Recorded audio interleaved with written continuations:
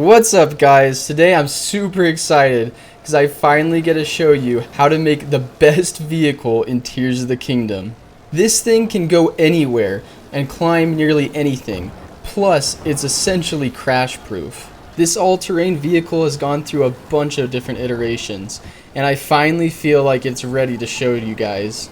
My inspiration for this build was from a player called RShotMaker who was featured a couple of times in the Top Gaming Plays episodes. So shoutouts to RShotMaker for giving me the basic idea of how to build this. Alright guys, let's get right into it. First of all, there's some objects we're going to need to collect. And the first place you're going to want to head is the Gemimik Shrine near Tarrytown. This shrine has propellers and motors in it. We're going to need 2 of each of these. So go ahead and either fuse them to a shield or a weapon. After you fuse them, then walk around for a few seconds and they should respawn so you can fuse again. Once you have 2 motors and 2 propellers, head over to Death Mountain. In this case I teleported to the Momosik Shrine, but anywhere where you can find minecarts is fine. We're going to need 2 of these, so go ahead and fuse them again to either a shield or a weapon. Then we want to head over to Tarrytown, so teleport to the Rasatakawak Shrine and glide over. Once you arrive in Tarrytown, go ahead and talk to Pelison at the Break It Down shop. At the cost of 20 rupees, he'll break apart any fused objects for you safely. So this is where we're going to want to break apart all of those objects we just collected. 2 fans, 2 motors, and 2 minecarts. And as Pelison breaks them down, you can fuse all of these objects together into just one big pile. They don't need to look nice yet. This is just to transport them. You can disregard all the other random stuff I have fused together in this pile. I recorded this part while I was still experimenting with a bunch of different iterations, but the 6 parts I showed you are all you're going to need. But you are going to want to take these down to the construction site down below. So I recommend riding the rail cart down, but holding your pile of objects in Ultra Hand. Just make absolutely sure that you do not hit the rail cart with either a heavy weapon or a fire weapon, because that will break it, and when the guy goes to rebuild it, it will despawn all your stuff. But thankfully, once you get down here, most of the other materials that you'll find around here for free.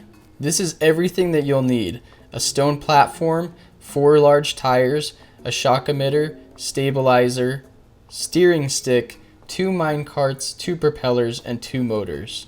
I believe the shock emitter and the stabilizer are the only parts you're going to have to pull out of your inventory. I would also recommend pulling out a stake. This won't be part of the final build, but it will make building it much easier. So go ahead and put your stake in the ground and fuse your stone platform right on top of it. Get it into a nice position that's easy to work with. Then your next step is going to be to put on all 4 of the large tires. You're going to want to put each of them on the very corner of the stone platform.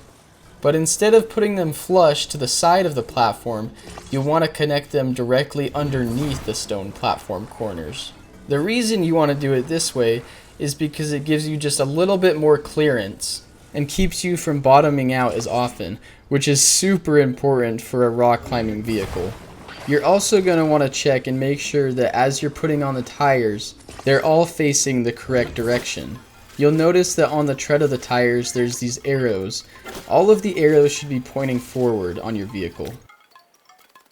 Once you've got all 4 tires fused perfectly to the underside of the stone platform, you can get rid of the stake. And next, we're going to want to fuse the first minecart to the back of our vehicle. Go ahead and rotate it until it's upright, and then fuse it to the very back edge of the back of the vehicle.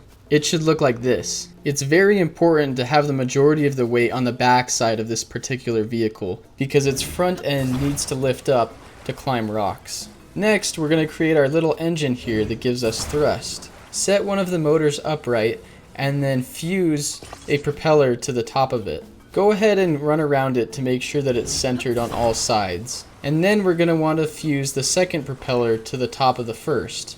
Rotate the second propeller so that their blades are staggered like this. Now this part is actually more tricky than you think, because the second propeller also needs to be centered from all sides. and it's really hard to get it perfectly centered from this angle. But I'd recommend just taking your time with this step.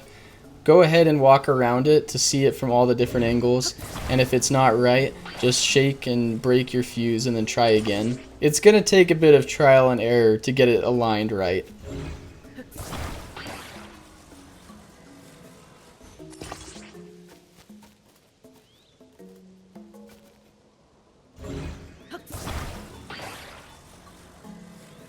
But once you finally do, it should look like this.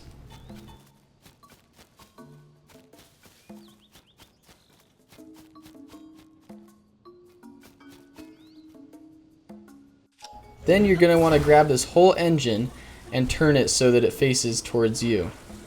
Really take your time to get this centered on the back of the minecart. You don't want to fuse this to the top of the minecart, you want to fuse it to the back. Because like I said before, all of the weight needs to be heavily focused on the back. If you do accidentally fuse it in the wrong place, you can try using recall on it, and sometimes that will snap it off without you having to shake the motor, which breaks more fuse connections than you want. But anyway, the next step is to grab your shock emitter, and you're going to want to fuse this to the inside of that minecart. I like fusing it like this with the horn pointed up, and that's what's going to conduct the electricity to power your engine. Once you have that in place, go ahead and grab your second minecart and turn it upright as well. You're going to want to fuse this to the very edge of the right side of your vehicle. It should look like this. You don't want it so far back that you're going to get electrocuted by the shock emitter when it's raining, but you also don't want it so far forward that you're putting too much weight on the front.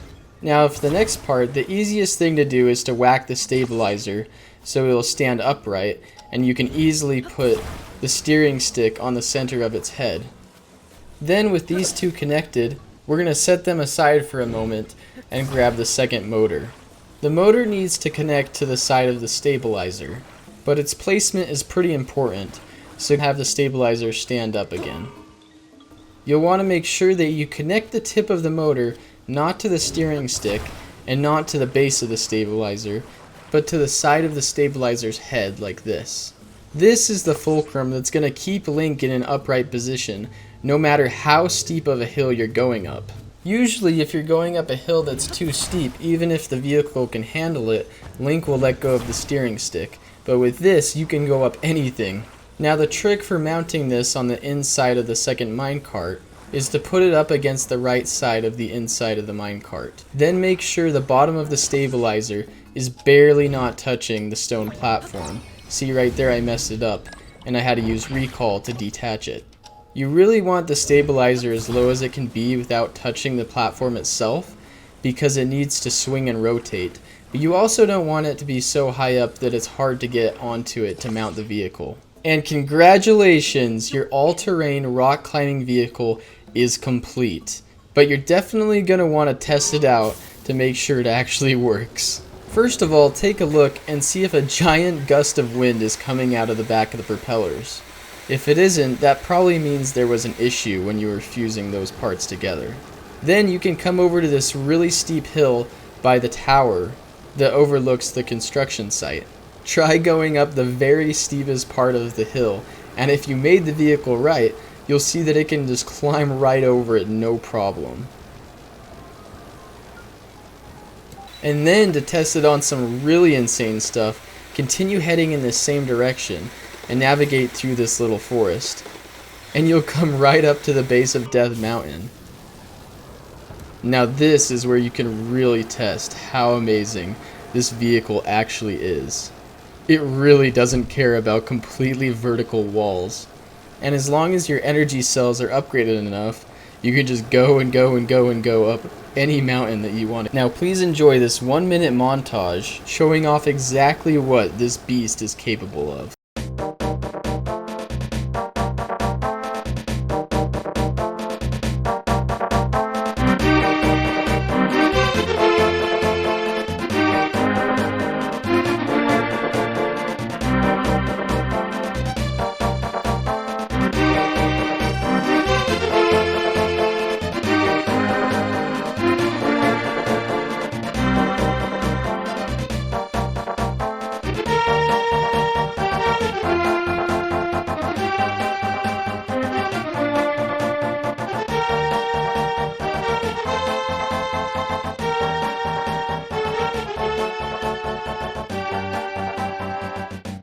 If you guys enjoyed this video, or I was able to help you out with this build, leaving a like would help me out a lot. I've got a bunch more ideas for Tears of the Kingdom build tutorials coming up in the future, so hit the subscribe button so that you don't miss any of it. Thanks guys.